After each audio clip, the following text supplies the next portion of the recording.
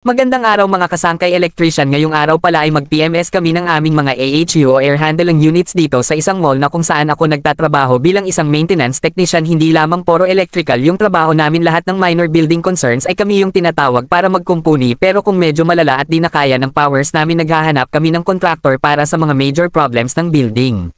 So hito mga sangkay, sinisimulan na naming baklasin yung mga air filters nitong unit. Marami-raming babaklasin dahil 3 layer ng filters meron ang mga units. So yun nga mga sangkay, napakadumi na ng mga filter kaya nag-conduct kami ng linas ng mga units. 6 na unit meron kami rito. Matagal-tagal tong PMS kasi sa baklasan pa lang ay matatagalan ka na dahil sa dami ng filters na babaklasin. Wala pa doon yung pagbabalik ng mga filters nitong mga units. Sa paglilinis po pala ng mga filters ay weekly or monthly, depende po sa dumi ng filters. Upon checking at makikita o mamomonitor muna man din po yung sa gauges ng units kung high pressure na need na talaga yon ng PMS ng units. Malimpihan tanan.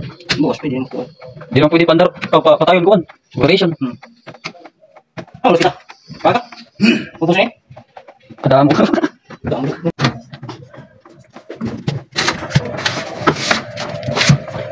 Mas pa lang sila. Mapunta mapre na tuloy. Ra, diretso.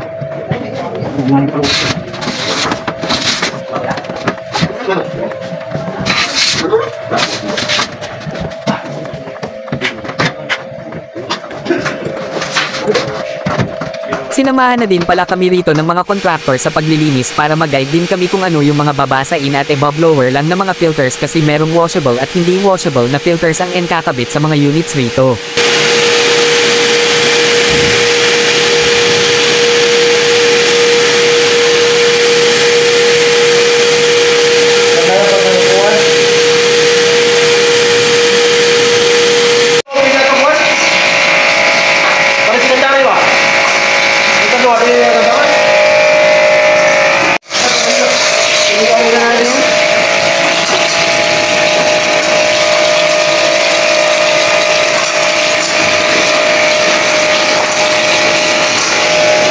Hindi mo kumatos ha. Kailangan